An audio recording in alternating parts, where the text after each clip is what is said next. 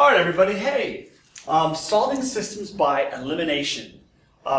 So hopefully you know what the word elimination means. Eliminate means to get rid of. So like if I say I'm going to eliminate you, that means I'm going to take you out. You're done.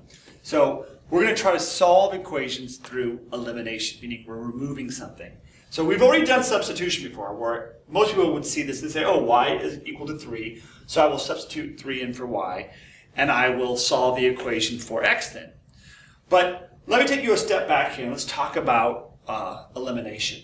So if I wanted to solve for, in this equation, I wanted to solve for x, and I know I can do substitution, but this will make more sense in a second. So if I want to solve equation, right, this equation is balanced. That equal sign means that this side is the same as that side. They weigh the same amount. And if I wanted to solve for x, to get rid of y, I would have to add y to one side, and then I'd have to add y to the other side, right? That would get x by itself, right? This is the idea about a balanced equation. Well, let's look at this equation then. So when we have a system of equations, I have two equations, and they're both balanced, right?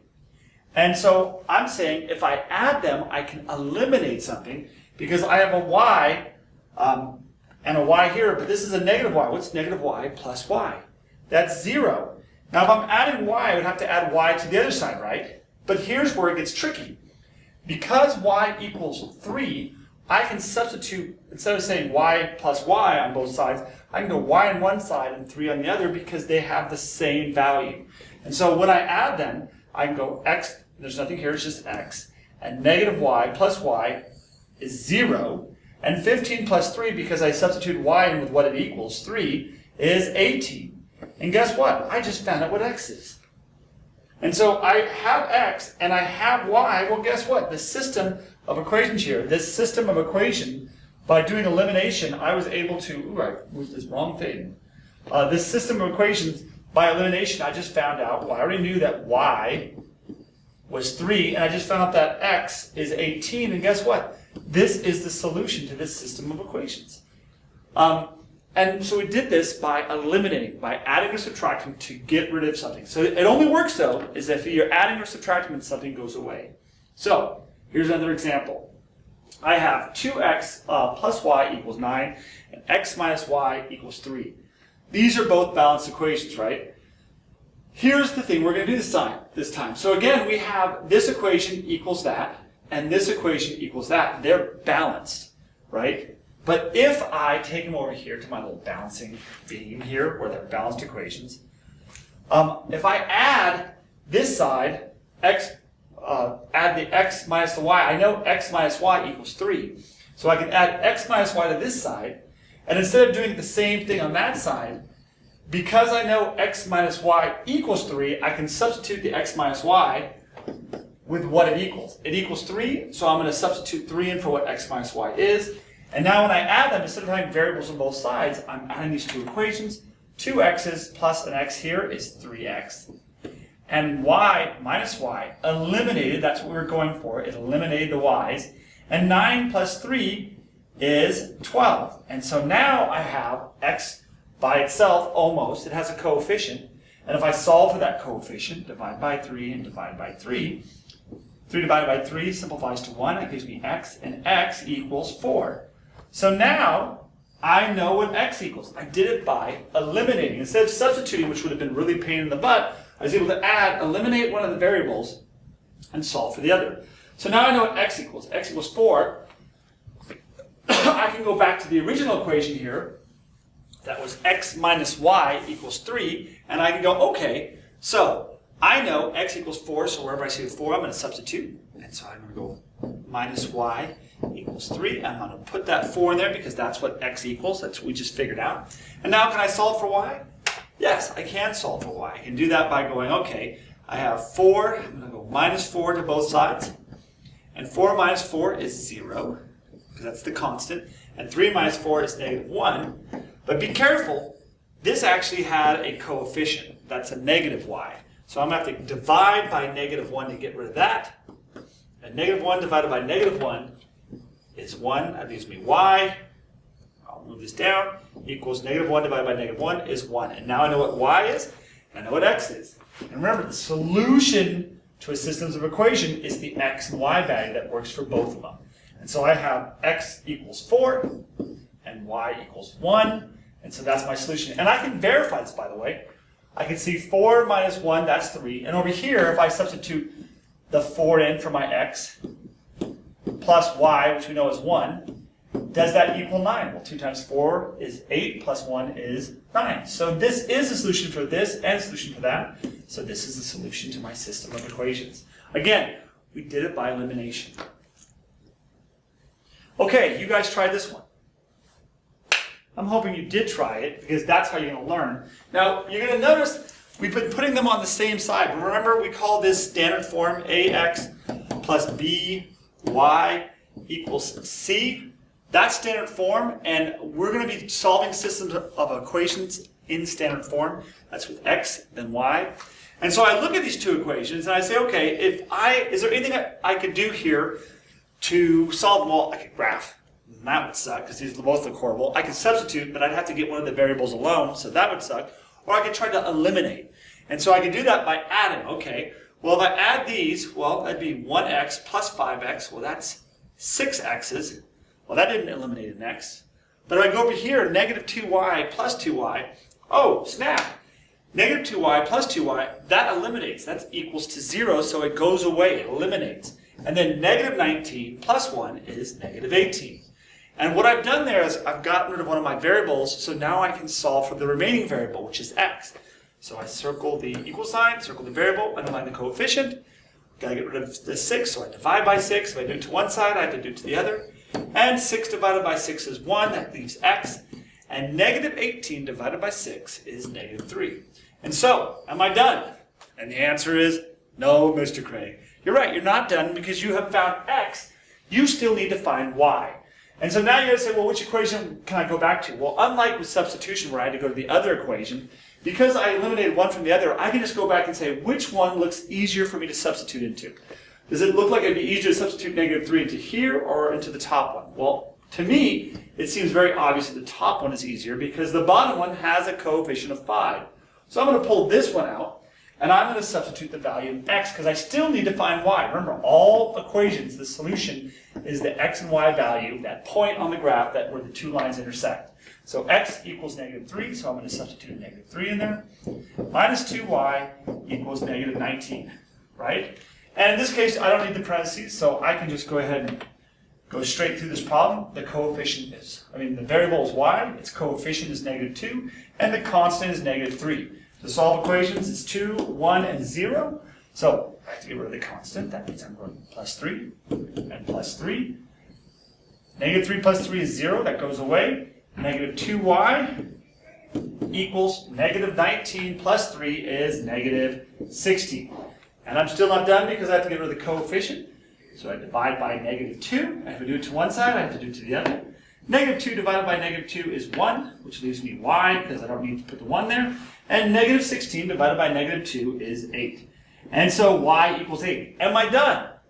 No, because I'm close, but I still haven't put it together. This is the x value for this system, and this is the y value. And so together, the solution to my system should be negative 3, 8. That is the ordered pair where these two lines are going to intersect. So hopefully, that will help you. All right, you try this one on your own. I'm really hoping you hit pause and you really try this because this is how you get it before you start the activity underneath this video. It's you trying these problems as I'm trying them, like we would do them in class, so that you know that you're getting them. So when you go to the activity on your own and you don't have my help, you can see if you got it. So here we go. Again, I look at this. I could graph them, but I'd have to put them both in slope-intercept form, and I need a graph. I could try substitution. But to substitute, I'd have to get one of the variables alone and then take what it equals and substitute it to something else, which would make this really hard. And that leaves us again with that elimination. Can I add this or and have one of my variables disappear? Well, let's take a look. If I add 2x to 4x, I get 6x's. And that didn't make it eliminate because it's now a bigger x. But if I take 3y minus 3y, well, that eliminates, it goes to 0. And that's what we want. We want to eliminate one of the variables so we can solve for the other variable. And then 7 plus 5 is 12. And now I have a variable alone, so I can solve for that variable. I'm going to be solving for x, because that's what's left. Its coefficient is 6. To get the variable alone, I'm going to divide by 6. If I do it to one side, I have to do it to the other. 6 divided by 6 is 1, and that leaves me, that leaves me x, horrible x equals 2. Am I done? No, Mr. Craig, you're right, I'm not done, because I now know what x equals. I now have to go back and find out what y equals. And again, I have to look at these two equations and say which one seems easier. Well, let's take a look. Both of these x's have coefficients, but which one has a smaller coefficient? And to me, it looks like the top one has a smaller coefficient because it's only 2 times the x. So I'm going to substitute my x into the top equation because that one looks easier. Again, what I'm going to do is wherever I see an x, I'm going to substitute it with the value I now know x equals.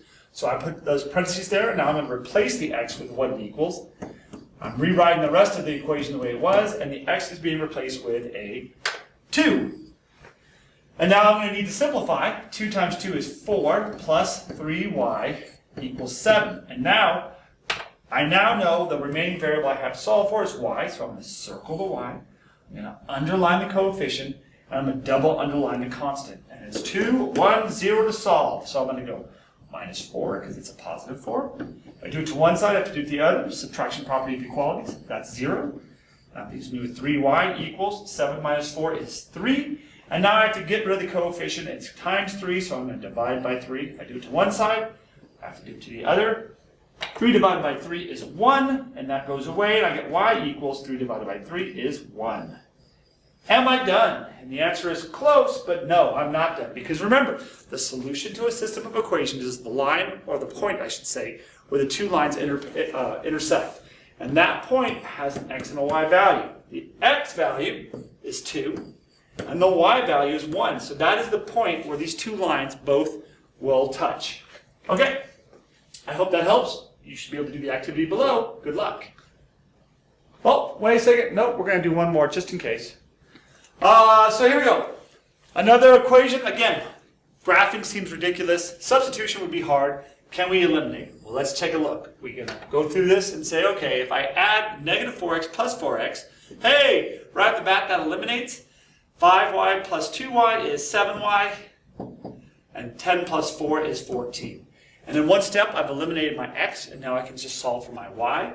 To do that, I'm going to again circle the equal sign, circle the variable, and line the coefficient.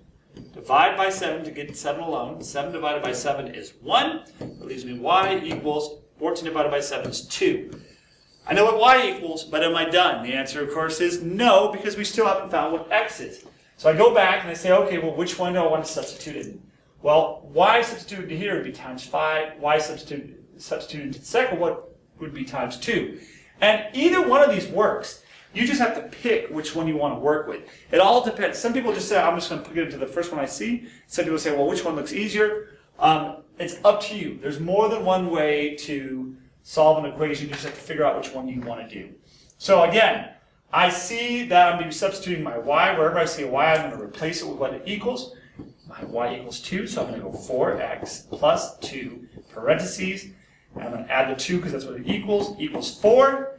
Now I need to simplify. 2 times 2 is 4, and that gives me 4x plus 4 equals 4. And now, I'm going to circle the variable, underline the coefficient, and double underline the constant. 2, 1, 0 to solve, so the 2 is the constant. I'm going to subtract 4. I do it to one side, I have to do it to the other. 4 minus 4 is 0, and 4 minus 4 is 0. But in this case, I don't need to write the 0 because I still have the 4x. But on this side, because there's nothing else there, I can't leave it blank. I know that it equals 0, so I'm going to put a 0 there. And now, final step, get rid of the coefficient. It's times 4, so I'm going to divide by 4. If I do it to one side, I do it to the other. 4 divided by 4 is 1. That leaves me x. And 0 divided by 4 is 0. Remember, you can have a 0 in the numerator. It's like saying I have 0 of 4, I don't know, pizzas. I gave them all out, so now I have 0. So that's my x value. That's my y value. Am I done? Again, no, that's the biggest mistake students make. They forget to take all that beautiful work and then give me a solution. A solution is the x and y value that makes it true, and that's where x is 0 and y is 2. And remember, I've given you all nice whole number answers, but the reality is that your answers could be super ugly too. They could be fractions and mixed numbers, and so we're just giving you a nice clean number so you can kind of feel more confident about it. But as we go, they might start to get a little bit harder. All right. So go ahead and finish the activity beneath us, and we'll see you after that to do the second part of this unit.